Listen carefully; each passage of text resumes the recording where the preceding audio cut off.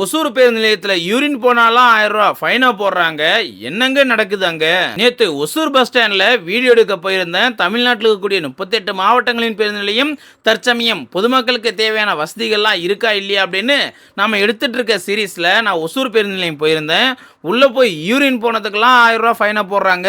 ஐயோ முடியலையா, முட்டிக்கிட்டு நிக்குதே. இன்னும் உள்ள என்னென்னலாம் பண்ணி வச்சிருக்காங்க தெரியுமா?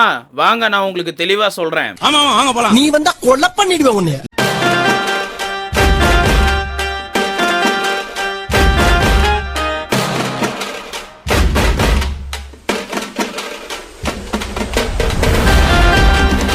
பஸ் ஸ்டாண்ட்ல நம்ம நிக்கிறதுக்கு இடம் இல்லை அப்படின்ற காலம் போய் பஸ் நிக்கிறதுக்கே இடம் இல்லடா அந்த அளவுக்கு கூட்டம் இருக்கு அப்படின்ற காலம் வந்துருச்சு ஒசூர் பஸ் ஸ்டாண்ட்ல. ஃபாலோ பண்றியாடா பாடி ஸ்டூடா. அது மட்டும் இல்லாம பஸ் ஸ்டாண்ட்ல பொது இடத்துல சிறுநீர் கழிச்சா 1000 ரூபாய் ஃபைன் அப்படின்னு ஒசூர் மாநகராட்சி போர்டு வச்சிருந்தாங்க. உண்மையிலேயே இது ரொம்ப ரொம்ப நல்ல விஷயம். இதை கண்டிப்பா அனைத்து பஸ் ஸ்டாண்ட்லயும், தமிழ்நாட்டில் இருக்கக்கூடிய அனைத்து பஸ் ஸ்டாண்ட்லயும் வச்சாதான் எல்லாருக்கும் ஒரு பயம் ஒன்று உருவாகும். நான் வீடியோ எடுத்துட்டு இருக்கும் போது ஒரு தூய்மை பணியாளர் அக்கா வந்து பெருக்கிட்டு இருந்தாங்க. இவங்க ஒரு ஆள் மட்டும் இல்லை, உள்ளார ஒரு 10 பேருக்கு மேல இருக்காங்க. உண்மையிலேயே அவங்கள நான் பாராட்ட தான் சொல்லணும். ஏன்னா குப்பைகளே இல்லாம பாத்துக்கிட்டாங்க. பொதுமக்கள் நம்ம தான் அங்க பாருங்க குப்பைகளை எப்படி போட்டு வச்சிருக்கோம் அப்படின்னு பெருக்கிட்டே போறாங்க, பின்னாடி குப்பைகளை போட்டே வராங்க. அதுவும் அங்கங்க ஒவ்வொன்று இருக்கு. அதுவும் எப்படி தெரியுமா இருக்கு, பஸ் ஜன்னல் ஓரத்திலேயே இருக்கு. பொதுமக்கள் எப்பதான் இதுக்கான விழிப்புணர்வுல வருவாங்கன்னே தெரியல. குப்பைகளை குப்பை தொட்டியில தயவு செய்து போடுங்க. தயவு செய்து அவங்கள வேலை வாங்கி நீங்க டார்ச்சர் பண்ணாதீங்க.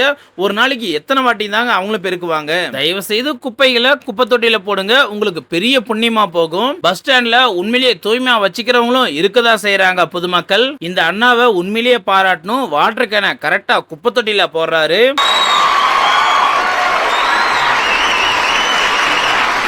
வடிவேல் சொல்ற மாதிரி இந்த மாதிரி நல்லவங்களாம் இருக்கிறனால தான் நாட்டில் மழையே பெய்யுது. தயவு செய்து இவரை போல நம்மளும் நடந்துக்கணும். அது போலவே பஸ் ஸ்டாண்ட்ல 2 வீலர் ஓட்டுறவங்க கொஞ்சம் பொறுமையா போங்க. என்னப்பா வீடு அழுது பின்ன ஓட்டுவோம்ல. நான் இந்த வீடியோவை எடுக்கிறப்ப ஒரு 1 மணி வாக்கில் இருக்கும். இப்பவே சரியான கூட்டம் இருந்தது. பஸ்ஸுமே ஏகப்பட்ட பஸ் இருந்தது. ஒருவேளை காலையில ஒரு 10 மணி வாக்கில் 9 மணி வாக்கில் வந்திருந்தேன் அப்படின்னா எவ்வளவு கூட்டம் இருந்திருக்குமோ தெரியல. கண்டிப்பா நெக்ஸ்ட் டைம் அதையும் கவர் பண்றேன். உண்மையிலேயே இந்த பஸ் ஸ்டாண்ட்ல எவ்வளவு போக்குவரத்து நெரிசல் இருக்கு அப்படின்னு பார்த்தா நான் வீடியோ எடுக்கிறதுக்கு உள்ள போறது கூட வழித்தடம் இல்லாத அளவுக்கு பஸ் நெரிசல் இருக்கு. ஏதாவது அசம்பாவிதம் நடக்கிறதுக்கு முன்னாடி இந்த பஸ் ஸ்டாண்டை கொஞ்சம் விரிவாக்கம் பண்ணுறதோ அல்லது பேருந்துக்களை கொஞ்சம் மாற்றி வழித்தடத்தை அமைக்கிறதோ பண்ணால் இன்னும் கொஞ்சம் நல்லா இருக்கும். எந்த அளவுக்கு பேருந்துகள் பின்னாடி வந்துக்கிட்டே இருக்கு அப்படின்றத பார்த்தா தெரியும். ஒருவேளை நான் போன டைமில் பேருந்துக்கள் எண்ணிக்கை அதிகமாக வந்துருச்சா என்னன்னு தெரியல.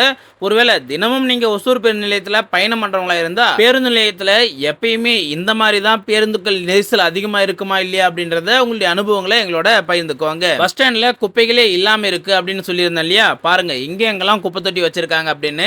இந்த இடத்த பார்த்தாலே தெரியும், சின்னதா ஒரு குப்பை கூட உங்களால பார்க்க முடியாது. அதற்கு முக்கிய காரணம் தூய்மை பணியாளர்கள் தொடர்ந்து வேலை செஞ்சுட்டு இருக்காங்க. அதுக்கும் கூடுதலா வந்து குப்பை தொட்டிகள் நிறையவே வச்சிருக்காங்க.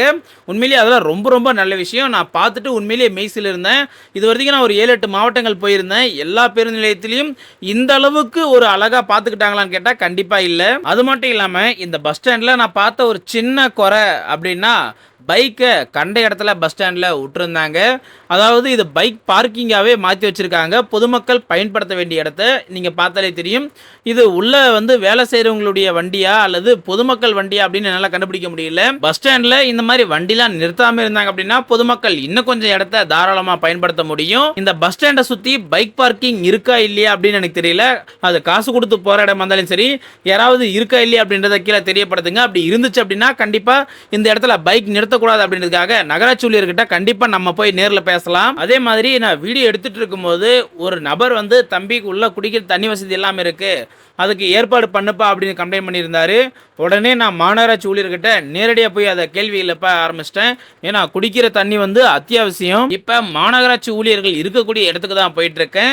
இது பஸ் ஸ்டாண்டோட சென்டர் பாயிண்ட்ல பொதுமக்கள் அமர வேண்டிய இடத்துல இருக்கு. ஏதாவது உங்களுக்கு குறைகள் இருந்தால் கம்ப்ளைண்ட் தயவு செய்து இந்த இடத்துல வந்து பண்ணுங்க. கண்டிப்பாக அவங்க அதை திருப்தி பண்ணி தருவாங்க. தண்ணி வசதி இல்லை அப்படின்னு நான் சொன்னதும் தம்பி தண்ணி வசதி இருக்கு, பொதுமக்களுக்கு நிறைய பேருக்கு தெரியாம இருக்கு.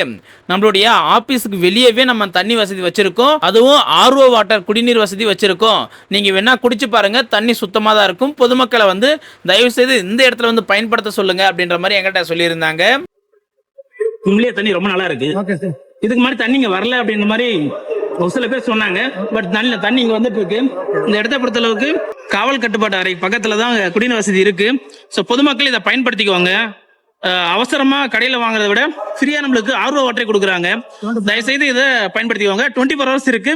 அதனால தயவுசெய்து பயன்படுத்திக்குவாங்க. தண்ணி சூப்பராகவே இருக்கு, எந்த பிரச்சனையும் கிடையாது. பொதுமக்கள் பயன்படுத்துங்க. அது மட்டும் இல்லாம நீ பாத்ரூமை போய் பாத்தியா, அங்க போய் பாரு அப்படின்ற மாதிரி சொல்லியிருந்தாங்க. நான் எல்லா பாத்ரூமையும் போயிருந்தேன். பின்னாடியே தொடர்ந்து கிளீன் பண்ணிட்டே வந்துட்டு இருந்தாங்க. உண்மையிலேயே ஒசூர் மாநகராட்சி ஊழியர்களை நான் ரொம்ப ரொம்ப பாராட்டுறேன். சுத்தமும் சுகாதாரமும் ரொம்ப ரொம்ப முக்கியம். அதுல எந்த ஒரு குறையும் இருக்கவே கூடாது. கண்டிப்பா எல்லா பேருந்து நிலையத்திலையும் தயவு செய்து இதெல்லாம் சரியா வச்சுக்கோங்க. உண்மையிலேயே ஒரு முக்கியமான எடுத்துக்காட்டா இந்த ஒசூர் பேருந்து நிலையம் இருக்கு அப்படின்றதுல நான் ரொம்பவே சந்தோஷப்படுறேன். இப்படி ஒசூர் பஸ் ஸ்டாண்ட்ல நிறைகள் குறைகள் எல்லாம் பார்த்ததுக்கு அப்புறம் சரி இந்த பேருந்து நிலையத்துல நம்ம அடுத்த பேருந்து நிலையத்துக்கு போலாம் அப்படின்னு நான் கிளம்பிட்டேன். உங்களுக்கு ஏதாவது குறைகள் இருந்தது அப்படின்னா எங்க போய் கம்ப்ளைண்ட் பண்ணணும் அப்படின்றதையும் நான் சொல்லியிருக்கேன். நிறைகள் என்ன, குறைகள் என்ன, அடுத்து என்னெல்லாம் பண்ண போறோம் அப்படின்றத எல்லாத்தையுமே சொல்லிட்டேன். ஒசூர் பஸ் ஸ்டாண்டு உண்மையிலேயே மெயின்டெனன்ஸ் சூப்பரா பண்றாங்க. வீடியோ எடுத்தாச்சு, மெயின்டெனன்ஸ் சூப்பரா இருக்கு. நல்லா இருக்குன்ற பட்சத்துல நல்லா இருக்குன்னு சொல்றது நல்லது. அதே மாதிரி எல்லாமே நான் கவர் பண்ணிட்டேன். பஸ் ஸ்டாண்ட்ல எல்லாமே நல்லா இருக்கு. ஏதாவது குறைகள் இருந்தது அப்படின்னா மறக்காம கீழே கமெண்ட் பாக்ஸ்ல கமெண்ட் பண்ணுங்க. அடுத்து நம்ம எந்த மாவட்டம் வந்து வீடியோ எடுக்கலாம் அப்படின்றத மறக்காம கீழே கமெண்ட் பாக்ஸ்ல கமெண்ட் பண்ணுங்க. பாய் நண்பா, பார்க்கலாம். அடுத்த மாவட்டம் கிருஷ்ணகிரி வந்து இன்னும் குடிநீர் வசதி எல்லாம் இருக்கு. அது என்னன்றதை கண்டிப்பா பார்க்கலாம். அடுத்த மாவட்டம் நான் உங்களை சந்திக்கிறேன். பாய் நண்பா.